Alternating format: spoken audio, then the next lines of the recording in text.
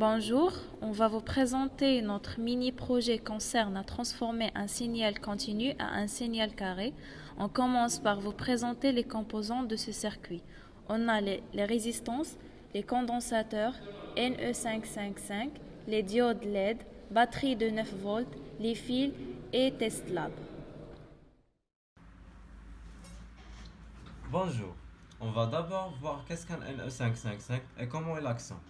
Le NE555 est un petit circuit électronique intégré utilisé généralement pour la temporisation. Le NE555 a été créé en 1970 par professeur Hans. Ce composant est toujours utilisé de nos jours en raison de sa facilité d'utilisation, son faible coût et sa stabilité.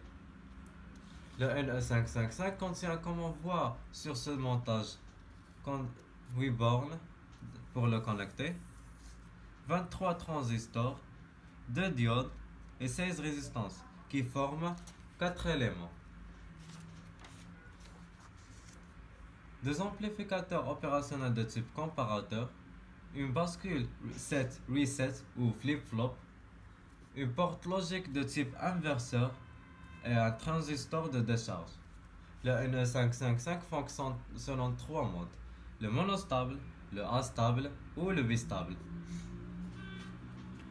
Le NE555 existe aussi en version double, comme on voit dans cette image, avec l'appellation de NE556.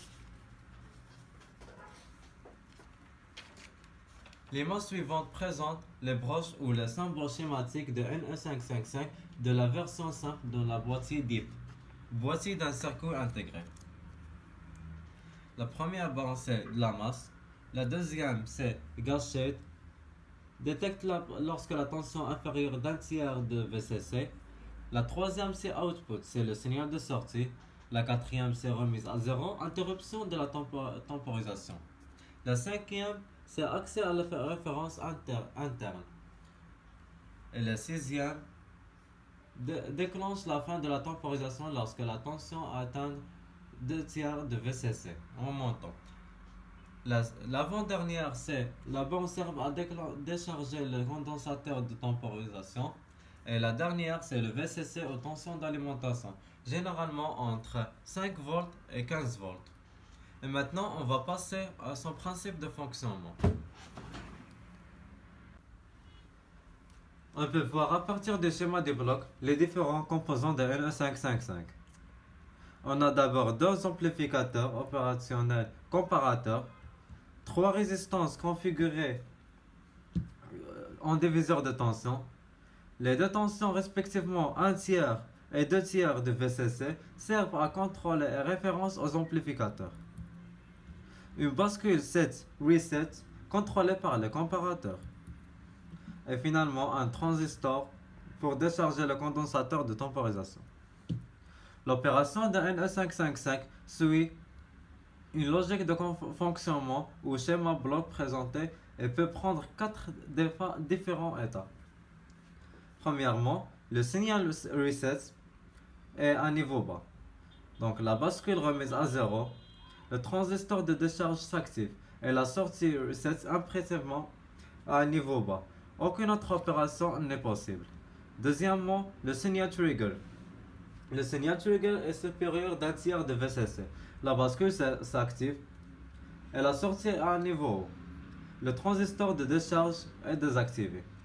Troisièmement, le signal threshold. Le signal threshold est supérieur de 2 tiers de VCC. La bascule remise à zéro, reset, et la sortie est à un niveau bas. Le transistor de décharge s'active. Et finalement et quatrièmement, le signal threshold et trigger sont entre 1 tiers et 2 tiers de VCC. Donc la bascule conserve son état présente de même que pour la sortie et le transistor se décharge. Et maintenant on va passer à une autre étape. Comme on l'a déjà dit au début, le NE555 fonctionne selon 3 modes: le monostable, le astable ou le bistable. La configuration instable permet d'utiliser le NE555 comme un oscillateur. De résistance à un condensateur permet de modifier la fréquence d'oscillation ainsi que le rapport cyclique. L'arrangement des composants est tel que présenté par le schéma ci-contre. Dans cette configuration, la bascule est réinitialisée automatiquement à chaque cycle. Initialisation complète est effectuée lorsque le condensateur se charge d'un tiers de VCC jusqu'à 2 tiers de VCC. Lors de la charge, les résistances RA et RB sont en série avec le condensateur. Mais la décharge s'effectue au travers de RB seulement. La fréquence d'oscillation ainsi que le rapport cyclique suivent les relations suivantes. Voilà la relation de fréquence d'oscillation et voilà la fréquence de rapport cyclique. Et finalement, voilà notre montage avec les relations de fréquence et période et le signal affiché.